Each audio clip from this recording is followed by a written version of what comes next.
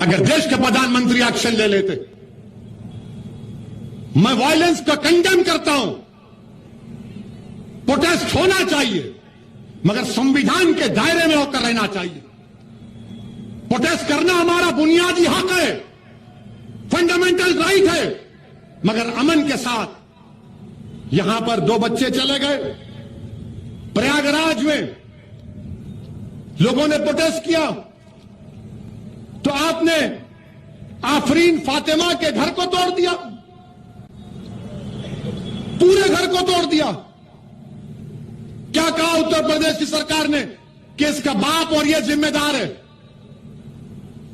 क्या कोर्ट किस लिए है? फिर बताओ आप, अदालत किस लिए है? जज किस लिए है? पुलिस किस लिए है? अगर तुम तय कर लोगे 15 दिन से नुपुर शर्मा गिरफ्तार नहीं होती और हमारे खिलाफ जजमेंट दे दिया जाता है कि तुम मेन आदमी हो, तुम्हारे घर को तोड़ दिया जाएगा। और घर को तोड़ रहे हैं। और ये मीडिया के लोग, जो इंग्लिश चैनल है न्यूज 18, वो क्या कहता है? वो क्या कहता है कि आफरीन फातिमा के घर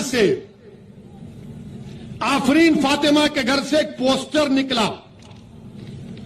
पोस्टर पर वो रिपोर्टर दिखा रहा है, अंग्रेजी में लिखा है, When injustice becomes law, rebellion becomes a duty।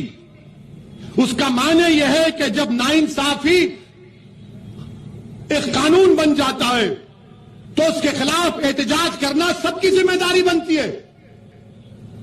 यह थॉमस जेफरसन अमेरिका के सदर ने कहा था, और ये रिपोर्टर का इसके घर से ये निकला।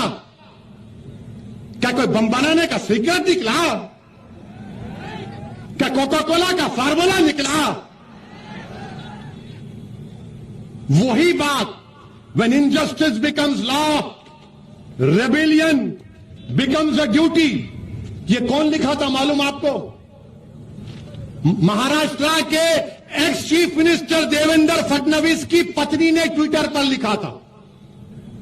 तुम तोड़ोगे घर जाकर फडणवीस का? हमारा घर तोड़ दिया तुमने। तुम कौन होते? अगर उसने किया, आफरीन फातिमा के बाप ने किया, तो कोर्ट में चलाओ ना केस, सजा दिलाओ उसको, जेल में डालो, कोर्ट में कन्विक्ट कराओ। क्या उत्तर प्रदेश का मुख्यमंत्री उत्तर प्रदेश का चीफ जस्टिस बन चुका है कि वो फैसला करेगा कि किसका घर तोड़ दिया जाए? अगर आफरीन फातिमा के बाप को सजा भी होगी तो घर कैसा तोड़ते हैं आप? मुझे सजा होगी तो मेरा घर कैसा तोड़ेंगे आप? मुझे सजा होगी ना, मेरे घर को तो नहीं तोड़ा जा सकता। सारी दुनिया के सामने आपने उस बच्ची के घर को तोड़ा, बुलडोजर लगाकर तुमने।